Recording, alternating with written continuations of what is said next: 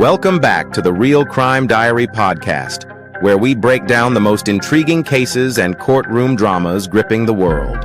This is your host, MHB. Did you know that the number of people on death row in the U.S. has decreased by over 25% in the last decade?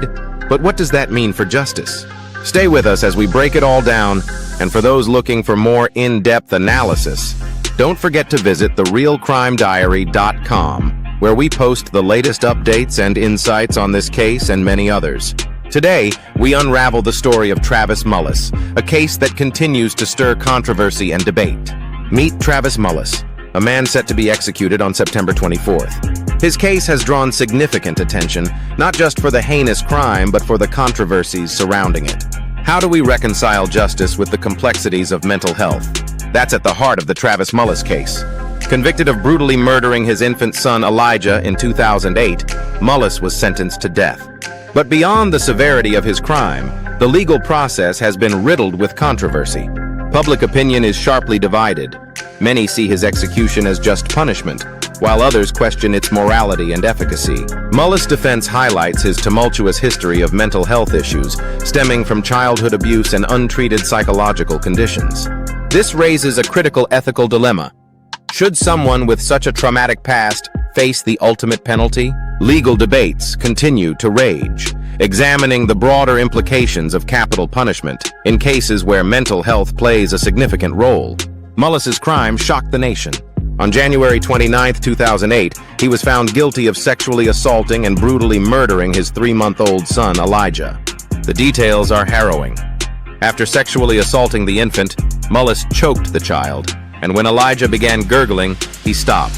In a cruel and fatal act, Mullis then stomped on Elijah's head 3 times, leading to immediate death, before discarding the body in a wooded area where a passing couple discovered it. During his trial, his defense team emphasized Mullis's troubled past, pointing out that he was sexually abused as a child and suffered from multiple psychological conditions. Despite these arguments, the jury found him guilty of capital murder in 2011. Since then, Mullis has exhausted numerous appeals, all of which have been unsuccessful, solidifying his fate on death row. The emotional and legal turmoil peaked when Judge Jeth Jones announced the execution date for Travis Mullis, set for September 24, 2024. The courtroom was charged with tension as this pivotal moment approached. For some, this date marked the long overdue justice for the horrific death of Elijah, bringing a sense of closure and relief. Mullis's defense team, however, presented a starkly different view, labeling the decision a dire failure of the justice system, considering his history of mental illness and childhood abuse. The reactions from Elijah's family were deeply emotional, speaking to the lasting pain and trauma inflicted by Mullis's actions.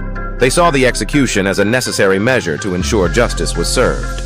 On the flip side, Mullis's own family and supporters expressed sorrow and frustration, arguing that his past mental health struggles were not given adequate consideration. Public opinion was just as divided, with many people passionately debating whether the death penalty was an ethical solution, particularly in a case like Mullis's.